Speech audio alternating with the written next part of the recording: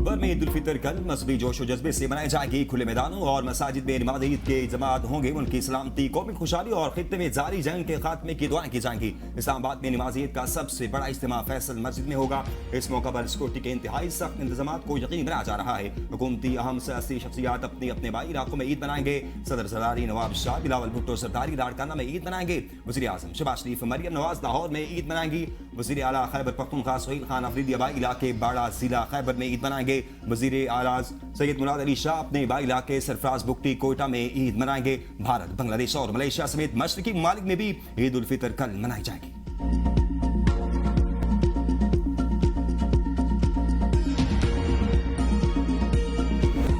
Saudi अरब, अमारात, दीगर खलीजी रियासतों में ईद उल फितर मजहबी जोशो जज्बे से मनाई गई। मस्जिदुल हराम और मस्जिद नबवी में नमाज ईद के रूह परवर मनाजर। लाखों फर्जंदान इस्लाम ने नमाज ईद अदा की। उम्मत मुसलमान की खुशहाली के लिए खुसूसी दुआएं। खादिम हरमैन शरीफैन की दुनिया भर के मुसलमानों को ईद उल फितर की मुबारकबाद। शाह सलमान ने आलमी अमन इस्तेकाम के लिए कोशिशें जारी रखने के आज़म का भी इजादा किया। स्वीडन, तुर्किया, लेबनान, यमन, फलस्तीन और इराक में भी आज ईद मनाई गई। ऑस्ट्रेलिया, अमेरिका और बरतानिया समेत यूरोप में भी मुस्लिम कम्युनिटी ने ईद मनाई।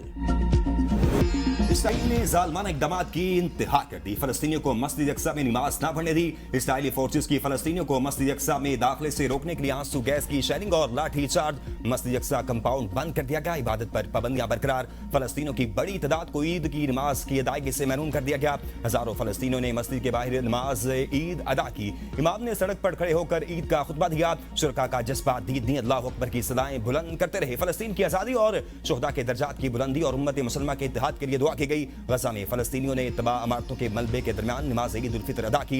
ईद खुशियों की बजाय दुख और मुश्किलात के साए में मनाई गई। शदीद हालात के बावजूद फलस्तीनियों का सब्र और हौसला नुमाया रहा।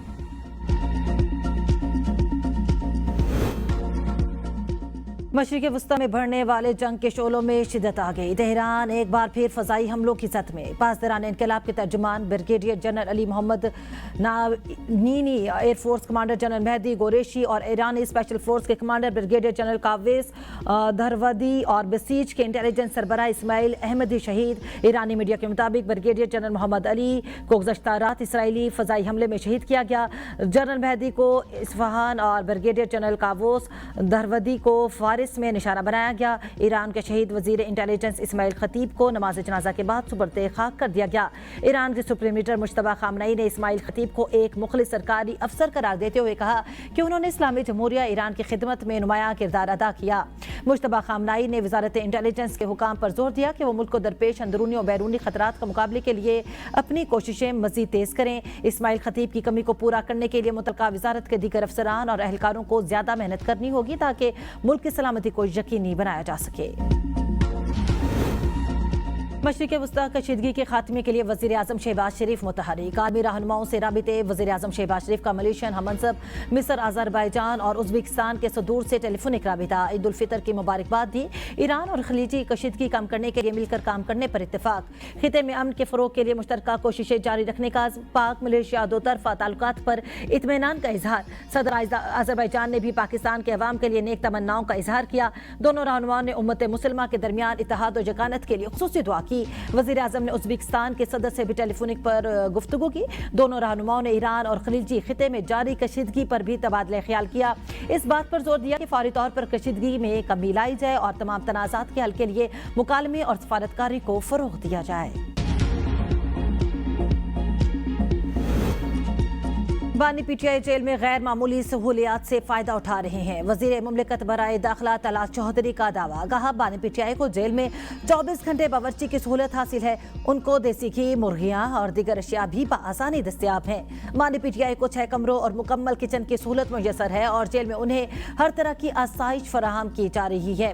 एक्सरसाइज मशीन, जाती किचन और टीवी समेत दीगर सहूलियात भी मौजूद हैं। सूरत हाल ऐसी लगती है जैसे बानी पीटीआई ने जेल booking.com से बुकिंग करा रखी हो। वज़ीर आला पंजाब मरियम नवाज का पंजाब में अपनी नौइयत का पहला और मुनफरिद तरीन आर्टिफिशियल इंटेलिजेंस पर मबनी गवर्नेंस निज़ाम मुतारिफ कराने का फैसला। वज़ीर आला पंजाब के दफ्तर को AI ऑफिस ऑफ CM बनाया जाएगा। मुकम्मल तौर पर AI और टेक्नोलॉजी से चलने वाला पाकिस्तान का पहला दफ्तर होगा। पंजाब में जदीद और मुनफरिद तरीन AI डिलीवरी यूनिट कायम किया जाएगा। वज़ीर आला पंजाब मरियम नवाज शरीफ ने मंजूरी दे दी। अली ढार की ज़ेर सदारत इजलास से खिताब करते हुए मरियम औरंगजेब ने कहा कि नौजवानों के लिए टैलेंट और रोजगार के नए मौके पैदा करना वज़ीर आला मरियम नवाज शरीफ के AI विजन का अहम मकसद है, जो पाकिस्तान ही नहीं पूरे खित्ते में अवामी खिदमत के निज़ाम में इनकलाबी तब्दीली की मिसाल बनेगा। सिंध में किफायतशारी मुहिम पर अमल दरामद शुरू। 47 से जायद महकमों की 60% सरकारी गाड़ियां खड़ी कर दी गईं। 2837 गाड़ियों में से 1524 गाड़ियां खड़ी की गईं। सीनियर वजीर शर्जील इनाम मेमन का कहना है कि बैनुल सूबाई डिपार्टमेंट की तमाम गाड़ियां खड़ी कर दी हैं, जिससे हुकूमती अखराजात में नुमाया कमी लाई जा सकेगी। सूबाई हुकूमत मुल्की मुफाद में किफायतशारी पॉलिसी पर सख्ती से अमल दरामद कर रही है।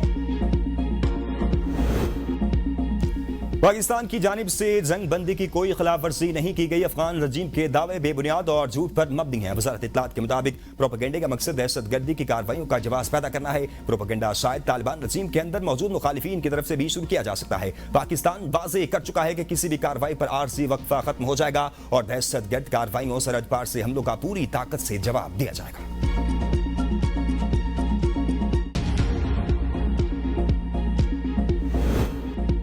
PTP खवारिज का असल चेहरा बेनकाब। बच्चों के हाथों में बंदूक थमा दे, दरख्त जलवाना, हथियार दिलवाना और बच्चों को इस्तेमाल करना, ये ताकत नहीं तबाही का तरीक़ाकार है। आज अगर कौम खामोश रही तो कल इन्हीं बच्चों के हाथों में कल्म नहीं बारूद होगा।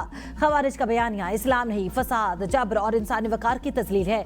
दहशतगर्दी के खिलाफ जंग सिर्फ फोर्सेस की नहीं, रियासत, उलमा, वालिदैन और मुआशरे सब की मुश्तरका जिम्मेदारी है। चेयरमैन उलमा काउंसिल ताहिर अशरफी कहते हैं कि फितना अल खवारिज ने 10 से 12 साल के बच्चों को खुदकुश हमलों के लिए भेजा। फितना अल खवारिज बच्चों के हाथ में असलहा देकर साबित क्या करना चाहते हैं। बच्चों को अपने नापाक अज़ाइम के लिए इस्तेमाल करना शुरू कर दिया। फितना अल खवारिज की इससे बड़ी दहशत और वहशत और क्या हो सकती है।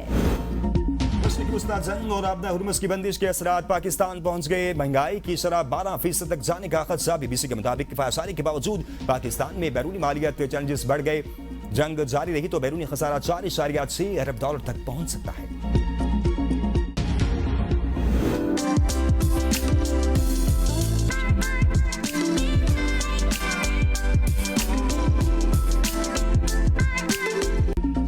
ईद उल फितर की तैयारियां हतमी मराहिल में दाखिल। मर्द, खवातीन, बच्चे सब ही ईद की तैयारियों में मसरूफ।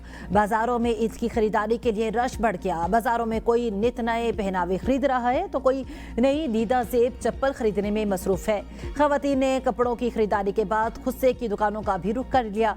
रिवायती खुस्से हर लिबास के साथ दिलकश नजर आते हैं। खवातीन आखिरी अफ्तार करते ही ईद लुक को फाइनल करने के लिए तैयार। मुख्तलिफ शहरों के ब्यूटी सैलून्स में खवातीन का रश भी है। कोई जहाँ मेहंदी लगवा रहा है तो कोई हेयर स्टाइल और दीगर ब्यूटी ट्रीटमेंट्स भी करवाने में मसरूफ हैं। खवातीन का कहना है कि ईद पर अच्छा नजर आने के लिए कपड़ों के साथ साथ चेहरे का फ्रेश लगना भी बहुत जरूरी है।